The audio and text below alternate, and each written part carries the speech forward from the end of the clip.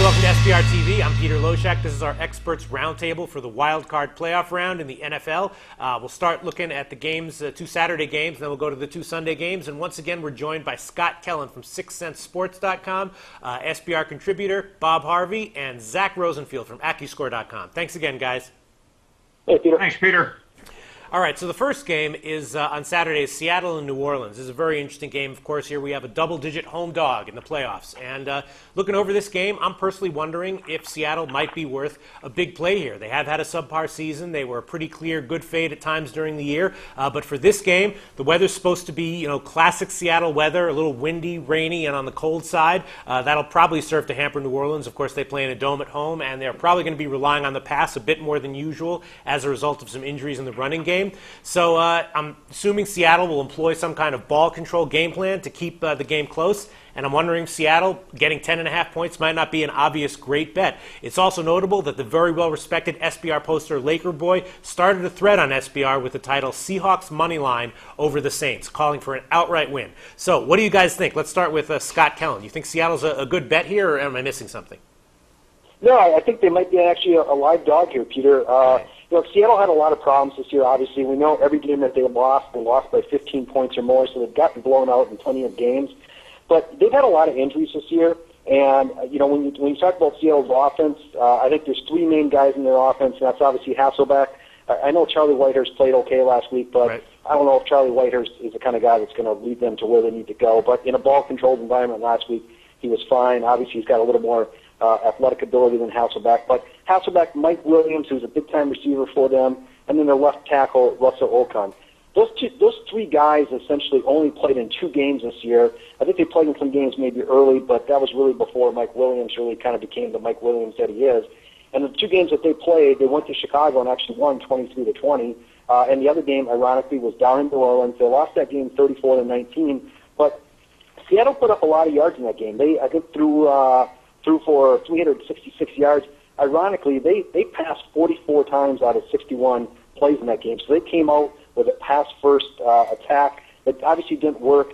And I was looking at Seattle here.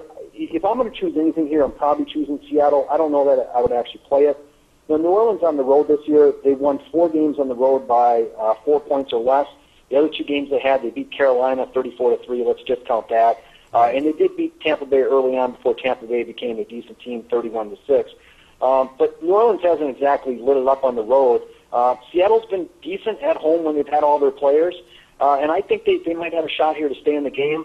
I saw it's possibly going to rain, which doesn't really bother me. If it's not real windy, I would actually even take a look at the over because New Orleans is going to get to the points. And when these 2 teams played in the first time, every drive New Orleans had resulted in a touchdown, an interception inside the 10-yard line, or a missed field goal attempt, other than their first drive, which they went 3-and-out. And Seattle in that game only had 2 3-and-outs. So I think both teams possibly can move the ball. Even if Seattle gets blown out in this game, so I think New Orleans is going to get their points one way or the other. Seattle's going to get a drive and probably produce some points early on. They'll get a late one. They're probably good for 10 to 17 points even if they get blown out. So I think the over has a chance, and quite frankly, I think Seattle's got a chance to stay within the large number. Yeah, I don't know. This game reminds me a little bit of the Chicago-New Orleans game where I thought that Chicago was a great tease. It was bad weather. They were a home, dog, small home dog. Turned out they got blown out. Zach, from AccuScore, what do you think? Do you think that New Orleans is likely to get a blowout? I do think New Orleans will win this game by double digits. Our simulation line has it at 12. The point that I'd want to make, or what I would suggest to our clients, is I want to follow up what the speaker just said before me, which is I'd take a look at the over here. We project the game to go 47 points. I believe the number is at 44. Situations where we have differed from Vegas on the over-under line by 3 or more points, or 3 to 3.5 points. We're 59% on the year, and that's a really encouraging number.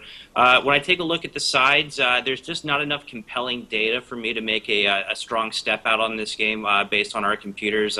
Not a lot of situations where the road team has been favored by double digits this year.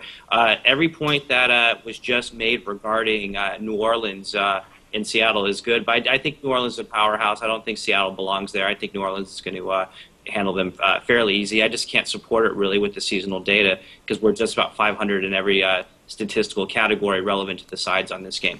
All right, so we're kind of split at the moment. Bob Harvey, I know you're not a big fan of the Seattle coach. What do you think about Seattle 10.5 points as a home dog in the playoffs, though? Well, you know, at first glance, it looks like a lot of points, Peter, but Seattle is a bad football team coming from a bad conference, and they didn't exactly play lights out against the Rams on Sunday night. Can New Orleans cover the double digit? Sure, but, you know, things have to go right. And one of them is the weather. If it's windy, that negates a lot of what Drew Brees can do and obviously cuts into the strength of the Saints offense. So I think Seattle is just kind of one and done in the playoffs. I have no doubt New Orleans is going to win. I figure they're going to cover. And unlike the previous speaker, if I play it, I would play the under. I'm just worried about that Seattle weather this time of year. So my thought would be New Orleans wins. Don't know if they cover or not. And a lot of that, and the reason I'm hedging is just because of the weather, plain and simple. As we get closer to game time, I'll have a little a firmer assessment of what I'm going to do with the game.